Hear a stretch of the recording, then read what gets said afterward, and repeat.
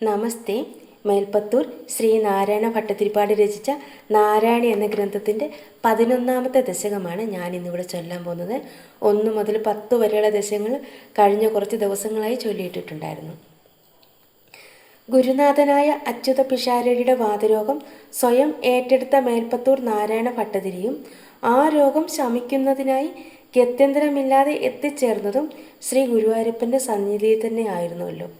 തൻ്റെ രോഗശാന്തിക്കായി ചെയ്യേണ്ടുന്നത് മീൻ തൊട്ട് കൂട്ടുകയാണെന്ന് ഭക്താഗ്രഗണ്യനായ തുഞ്ചത്തെഴുത്തച്ഛൻ വിധിച്ചുവെന്നും അതിൻ്റെ സാരം മനസ്സിലാക്കിയ ഭട്ടപാദർ മത്സ്യാവതാരം തുടങ്ങിയ ഭഗവത് അവതാര കഥകൾ ശ്രീമദ് ഭാഗവതത്തെ അവലംബിച്ച് 1000-ലധികം ശ്ലോകങ്ങളടങ്ങുന്ന 100 ദശകങ്ങളിലായി സംഗ്രഹിച്ച് ശ്രീ ഗുരുവായൂരപ്പനെ സംബോധന ചെയ്യുന്ന രീതിയാൽ രചിച്ച് ഭഗവാനെ കേൾപ്പിച്ചു വേണുഗോപാല രൂപത്തിൽ ഭഗവാനെ സ്വന്തം മാംസ ചക്ഷുസുകൾക്ക് മുമ്പിൽ ദർശിച്ച് വാതരോഗമുക്തിയും ജീവിതാവസാനത്തിൽ സായുജ്യവും കൈവരിച്ചുവെന്നാണല്ലോ ഐതിഹ്യം.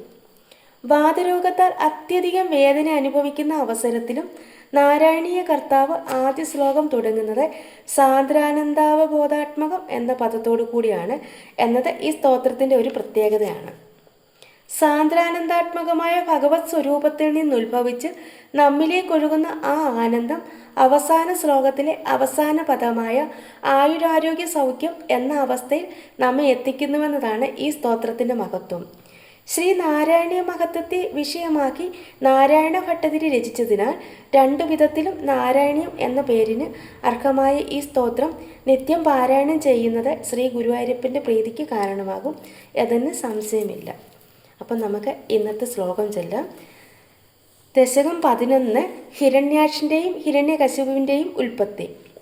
ഓം നമോ ഭഗവതേ വാസുദേവായ. ഓം ശ്രീകൃഷ്ണായ പരമാത്മനേ നമോ നമഃ. ഓം ശ്രീ ഗുരുഭ്യോ നമഃ. ക്രമേണ സർഗേ പരിവർത്തമാനേ കഥാവിദിവ്യാസനഗാദയസ്തേ ഭവദ്വിലോകായ വികുണ്ഡലോകം പ്രവേദിരേ മാരുതമന്ദിരേശ മനോജ്ഞനൈശ്രേയസകാനനാഥൈരനേകവാപി മണിമന്ദിരൈശ്ച അനോപമം തം ഭവതോ നികേതം മുനീശ്വരാ പ്രാപുരതീത്യകശ്യാഃ ഭവദ്യദിക്ഷൂൻ ഭവനം വിവുക്ഷൂൻ ദ്യാസ്തോ ജയസ്താൻ വിജയോപരന്താം തേഷാം ച ചിത്തേ പദമാപകോപഃ സർവം ഭവത്പ്രേരണയൈവ ഹൂമൻ വൈകുണ്ഠലോകാനുചിതപ്രദേഷ്ടോ കഷ്ടൗ യുവാം ദൈത്യഗതിം ഭജേതം ഇതി പ്രസക്തൗ ഭവദാശ്രയൗതോ ഹരിസ്മൃതിനോസ്മിതി നേമദുസ്താൻ തദേതദാജ്ഞായ ഭവാനവാപ്തഃ സഹൈകലക്ഷ്മ്യാ ബഹുരംബുജാക്ഷ